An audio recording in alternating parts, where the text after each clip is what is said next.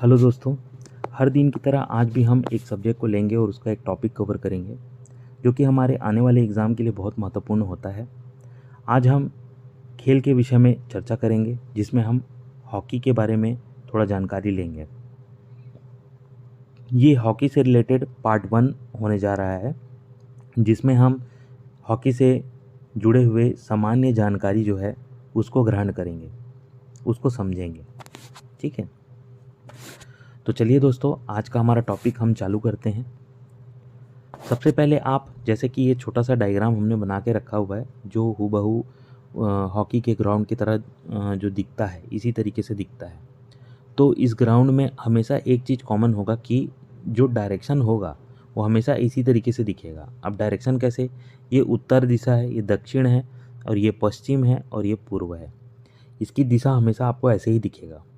और ये जो गोल पोस्ट है ना, ये भी हमेशा इसी डायरेक्शन पे आपको दिखेंगे। ठीक है, तो अब थोड़ा सा जानकारी हम लोग आगे बढ़ाते हैं। इसको बोलते हैं हम लोग साइड लाइन और इसको हम लोग बोलते हैं गोल लाइन। ये साइड लाइन जो होता है इसका मेजरमेंट 100 गज का होता है। 100 गज, आपको 100 गज याद रखना बहुत आसान होगा, इसलिए मैं इसको लिया हूँ 100 गज। ये 100 गज होता है। अगर किसी भी जो पर्सन को अगर मीटर में जानना है तो उसको भी हम बता देते हैं कि ये 91.40 मीटर होता है, मीटर में अगर देखना है तो।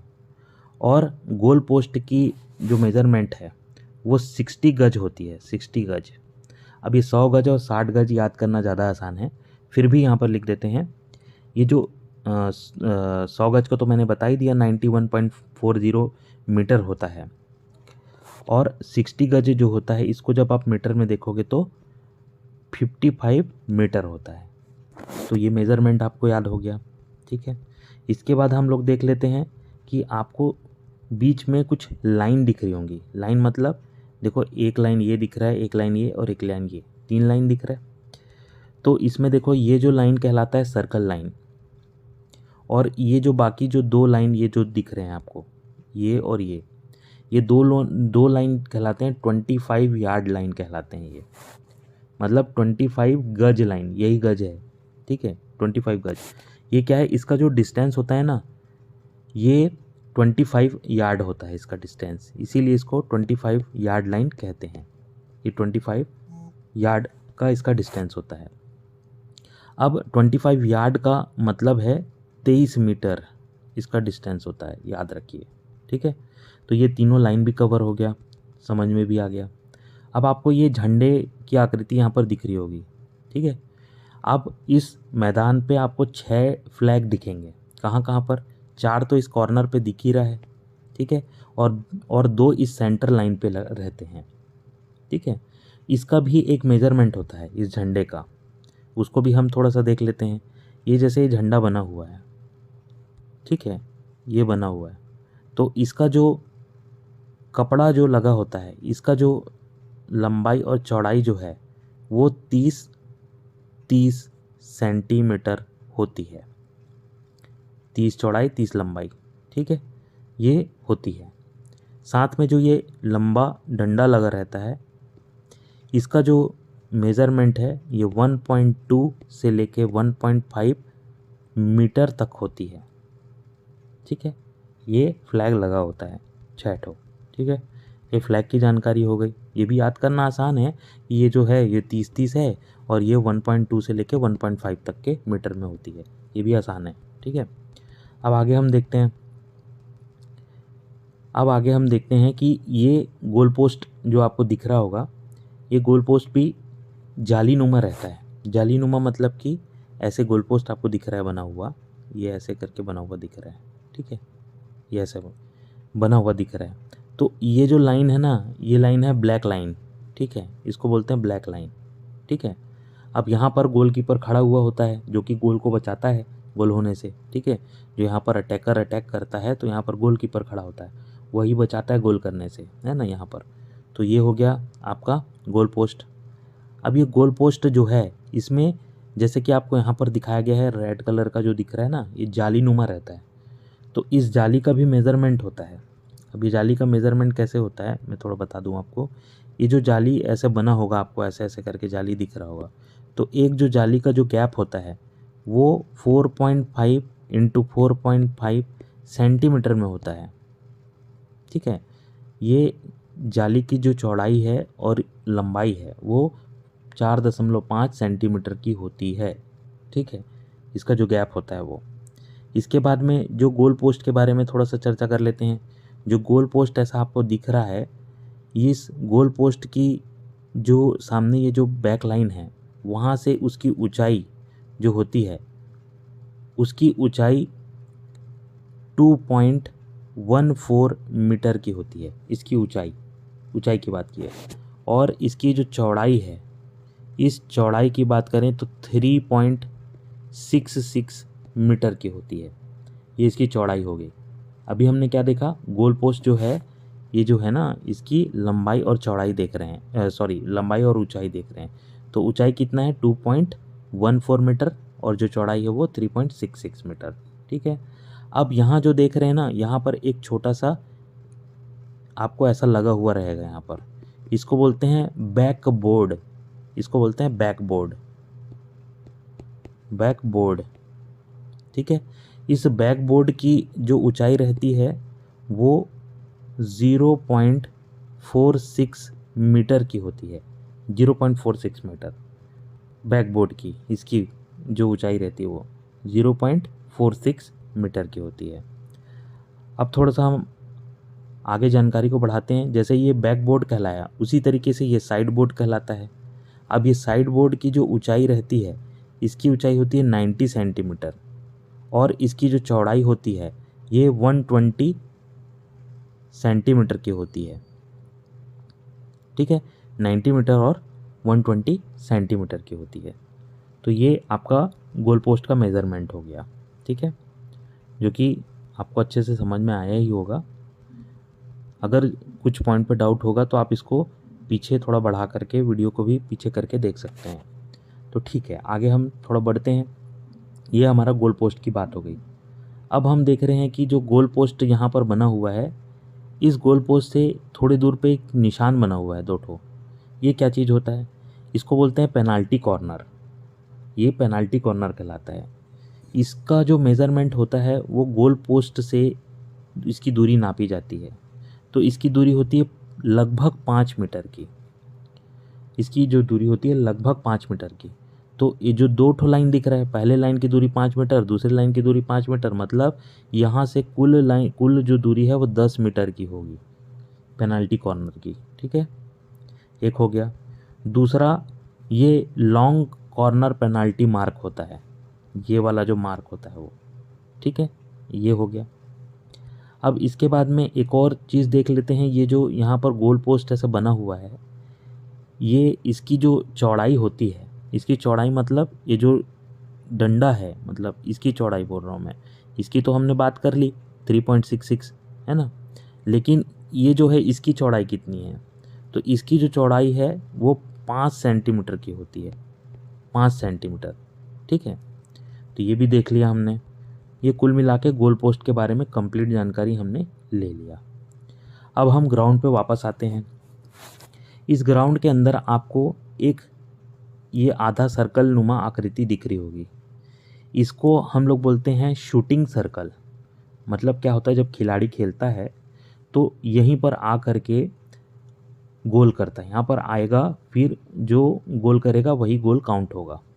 आपको बाहर से हिट नहीं करना है, यहीं से आपको काउंट होगा। इस खेल के कुछ नियम भी हैं कि 2 खिलाड़ी जब आपस में खेलते हैं उस टाइम पे बॉल को आप इस ग्राउंड से बाहर नहीं मार सकते। ठीक है, ये एंड लाइन है, आपका जो एंड लाइन है इससे बाहर आप बॉल को नहीं मार सकते। आपके अंदर, इसी के अंदर ही आपको खेलना है। ठीक है, तो ये तो हमारा ये सर्कल हो गया, इसको हमने बोला शूटिंग लाइन। ठीक है, अब ये शूटिंग सर्कल जो है, इस सर्कल का भी कोई मेज़रमेंट होगा, तो इसका मेजरमेंट आप गज में ही याद रखना। 16 गज का होता है, 16 गज का। ठीक है, इसका जो मेज़रमेंट है वो 16 गज का होता है। इसको हम लोग मीटर में भी देख लेते हैं, 14.63 मीटर होता है, लेकिन आप इसको गज में याद रखना। ठीक है, 16 गज का। तो गज में क्या है, याद करने से ये भी आसान रहेगा, ये 100 गज का हो गया, ये 60 गज का हो गया, ये 16 गज का हो गया, है ना। तो ये आपको याद करने में आसान होगा, ठीक है। अब इसके बाद में हम देखते हैं शूटिंग सर्कल भी हो गया। इसके बाद देखो ये शूटिंग सर्कल जो है इस साइड भी बना हुआ है, सेम साइड है, मतलब अलग दोनों साइड पे ये बना हुआ होता है, ठीक है।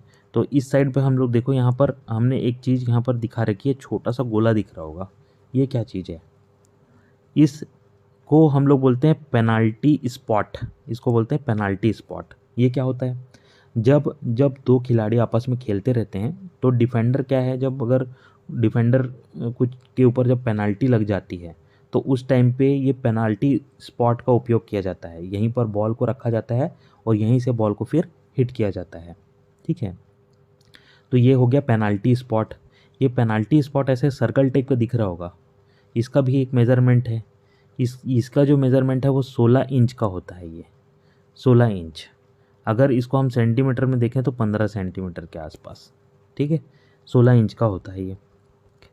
सर्कल भी देख लिया।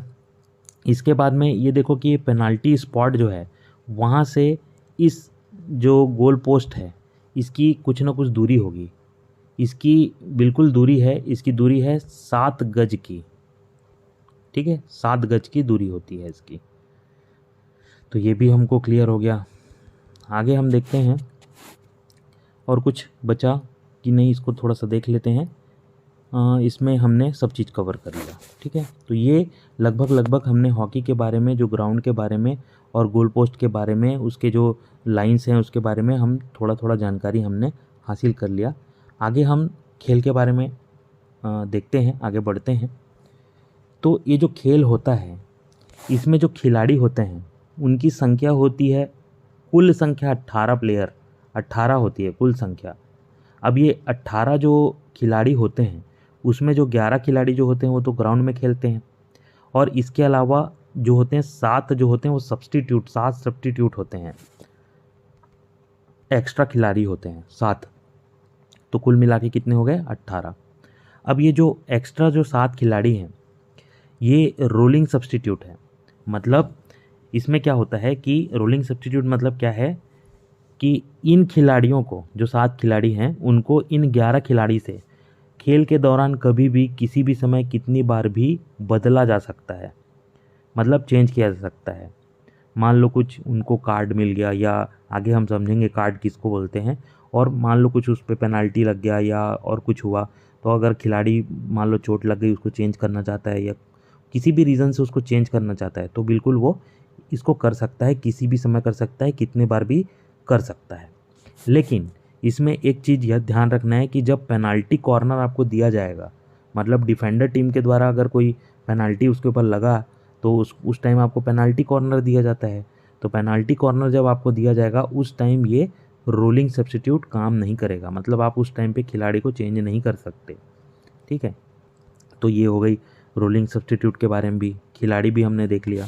अब देखते हैं इसके यूनिफॉर्म के बारे में। तो जो खिलाड़ी होते हैं ना, उन सभी जो खिलाड़ी हैं उनका यूनिफॉर्म एक जैसा होता है, मतलब जो टीम रहेगा उसका खिलाड़ी का यूनिफॉर्म एक जैसा, दूसरी टीम रहेगी उसकी एक जैसी रहेगी। तो उन लोग जनरली पहनते क्या हैं, ये टी शर्ट पहनते हैं और निक्कर पहनते हैं, ये उनका यूनिफॉर्म है ना, टी शर्ट और निक्कर। अब ये तो सभी खिलाड़ी पहनते हैं। इसके अलावा एक गोलकीपर भी होता है, वो गोलकीपर जो है इनके जो टी शर्ट का कलर होगा उस कलर का वो जो है कपड़ा जो है वो नहीं पहनेगा, उसके जो कपड़े का रंग रहेगा वो अलग रंग का होगा। इसके साथ साथ जो गोलकीपर जो है वो लेग गार्ड लगाए रहेगा, हैंड गियर लगाए रहेगा, किकर्स लगाएगा, पैड, ग्लव्स, मास्क, है ना, और हैंड प्रोटेक्टर, ये सब चीज़ को वो लगा करके खेल खेलेगा, ठीक है। अब ये सब चीज़ जो है वो गोलकीपर ही लगा सकता है, बाकी खिलाड़ी नहीं लगाएंगे, ये सब चीज़ को गोलकीपर लगा सकता है। अब देखते हैं ये जो गोलकीपर हैं उसको ये 3 चीज़ें लगाना बहुत ही ज़रूरी रहती है, जो हमने रेड स्टार मार्क में आपको दिखाया भी है। लेग गार्ड, हैंड गियर और किकर्स, ये बिल्कुल उसको पहनना ज़रूरी है यदि वह खेल खेल रहा है। तो ये गोलकीपर की बात हो गई। इसके बाद हम लोग हॉकी में क्या क्या यूज़ करते हैं, बॉल का यूज़ करते हैं और हॉकी स्टिक का यूज़ करते हैं। तो इसके बारे में भी थोड़ी थोड़ी जानकारी ले लेते हैं। ये जो बॉल होता है, इस बॉल का वज़न जो होता है 156 से लेके 163 ग्राम का होता है। ये वज़न होता है। अब इसकी परिधि के बारे में बात कर लेते हैं। तो इस बॉल की जो परिधि है वो परिधि 22.4 से लेके 23.5 सेंटीमीटर की होती है, इसकी परिधि जो होती है वो। ठीक है, तो ये इसकी परिधि की बात हो गई। इसके बाद हम बॉल का कलर देख लेते हैं। अब ये बॉल का कलर कैसे होगा? ये जो कलर है ना, ये मैदान का जो सतह है उस पर डिपेंड करेगा। कैसे सतह पर डिपेंड करेगा? यदि खेल के मैदान का सतह जो है वो हरे कलर का है तो बॉल जो होगा वो सफ़ेद कलर का होगा, और अगर नीले कलर का सतह है तो बॉल जो है वो पीले कलर का होगा। ये हो गया। ठीक है, तो ये कुछ जानकारी थी बॉल के बारे में। इसके बाद में हॉकी स्टिक के बारे में हम थोड़ा देख लेते हैं।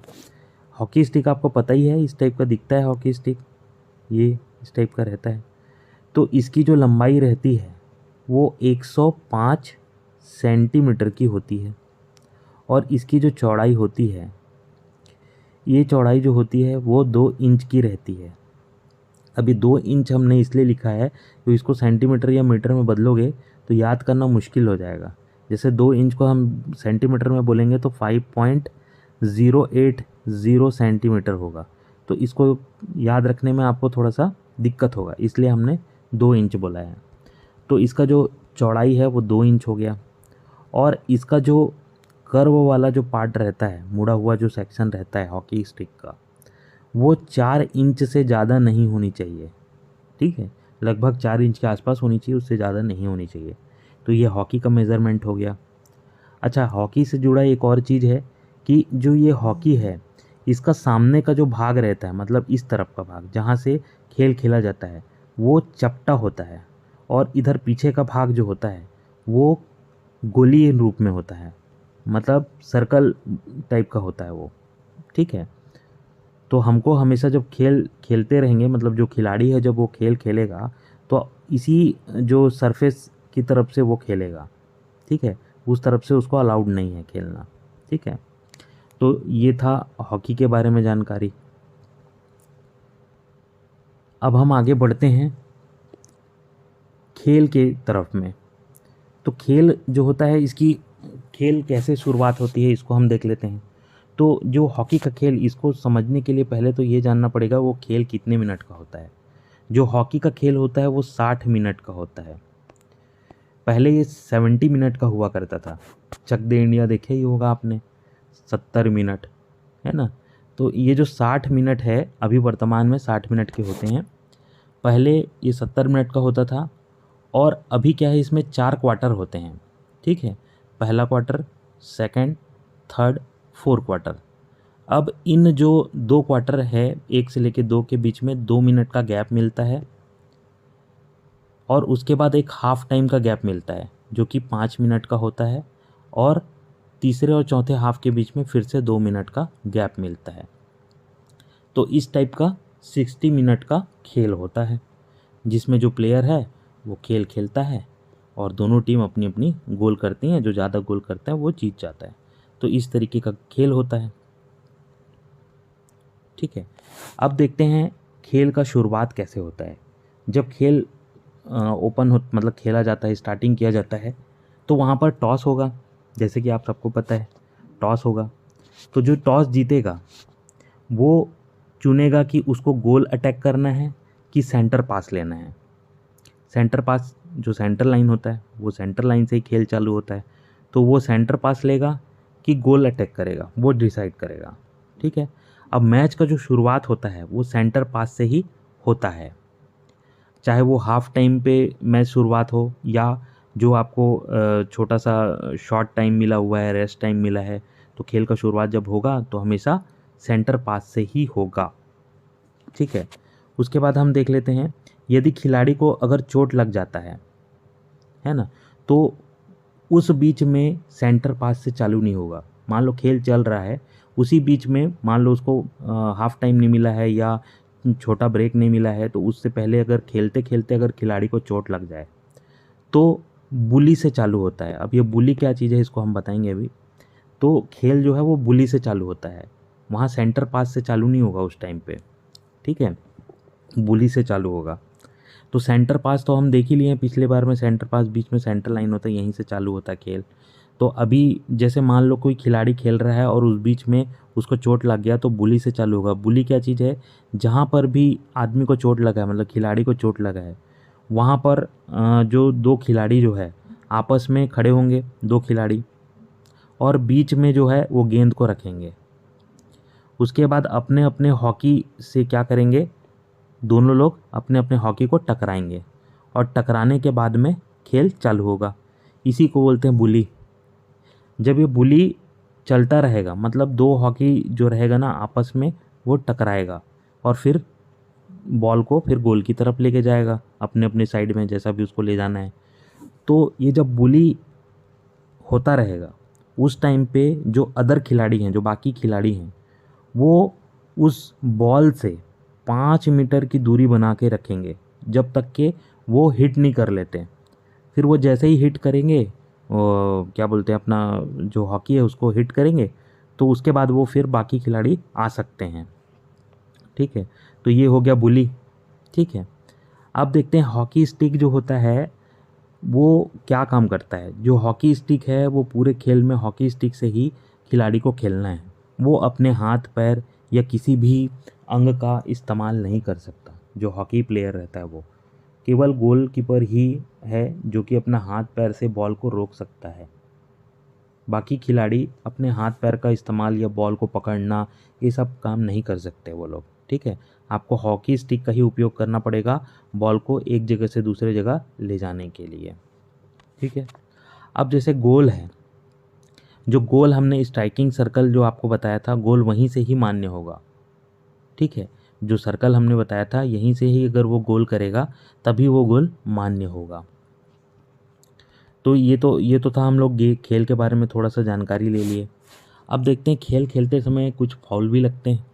ये क्या फाउल है इसके बारे में भी देख लेते हैं। तो पहला फाउल हम लोग देखते हैं ऑब्स्ट्रक्शन फाउल। ये क्या है?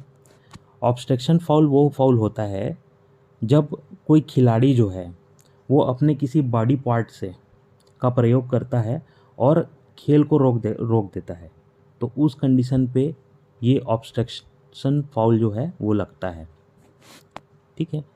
अब सेकंड वाला फाउल देखते हैं, एडवांसिंग फाउल। ये क्या होता है?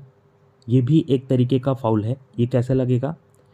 कोई भी खिलाड़ी, गोल कीपर को छोड़ करके कोई भी खिलाड़ी अपने बॉडी पार्ट्स का उपयोग करता है खेल में अपना फ़ायदा लेने के लिए, है उस टाइम पे, मतलब जैसे ढकेल दिया खिलाड़ी को या गिरा दिया खिलाड़ी को, है ना, तो इस टाइप का अगर करता है अपने बॉडी पार्ट का इस्तेमाल करके तो ये एडवांसिंग फाउल कहलाएगा। इसी तरीके से एक और फाउल होता है बैक स्टिक फाउल।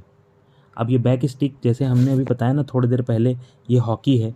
हॉकी का एक पोर्शन जो रहता है वो फ्लैट रहता है ना, चपटा रहता है, और दूसरा पोर्शन रहता है थोड़ा गोलीय रहता है, कर्व टाइप का गोलीय रहता है।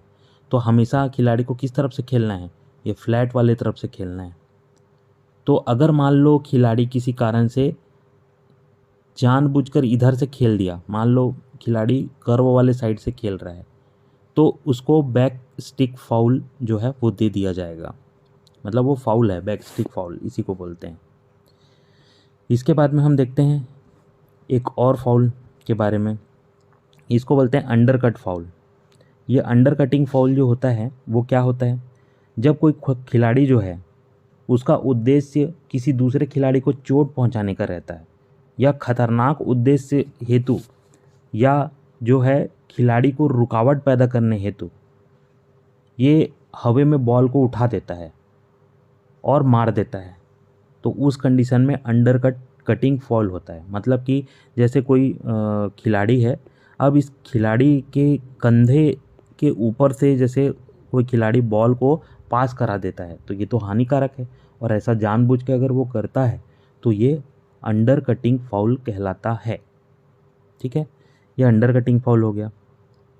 हालांकि ये बॉल को उठाना अलाउड है, ये आपका जो एम्पायर रहेगा उस पर डिपेंड करेगा, है ना। उसको लगना क्या लगता है उस पर वो डिपेंड करेगा। अगर एम्पायर को लगता है कि उसने जानबूझ के फ़ायदा लेने के लिए ऐसा किया है तो वो अंडर कटिंग फाउल दे सकता है, ठीक है। अब थोड़ा सा आगे बढ़ते हैं। देखो, जब ये हॉकी जब खेलता रहेगा, जब बॉल हवा में रहेगा, जब भी मान लो ऐसा कंडीशन आ गया कि बॉल हवा में है, किसी ने हवा में बॉल उठा दी, तो उस टाइम पे जो अन्य खिलाड़ी रहेंगे वो 5 मीटर की दूरी बना करके रखेंगे। और ये दूरी कब तक बना कर रखेंगे? जब तक कि जो रिसीवर जो है, जो उसको बॉल को रिसीव नहीं कर रहा है और या कंट्रोल नहीं कर पा रहा है, तब तक के उसको हम लोग, मतलब जो खिलाड़ी लोग हैं, वहाँ तक होल्ड करके रखेंगे, उसके पास नहीं जाएंगे, वो 5 मीटर की दूरी बना करके रखेंगे। तो ये अलाउड है, मतलब बॉल को उठाना, ठीक है। अब ये एक और फाउल के बारे में हम देख लेते हैं, डेंजर प्ले फाउल। ये क्या है? सेम इसी तरीके का ही एक फाउल है।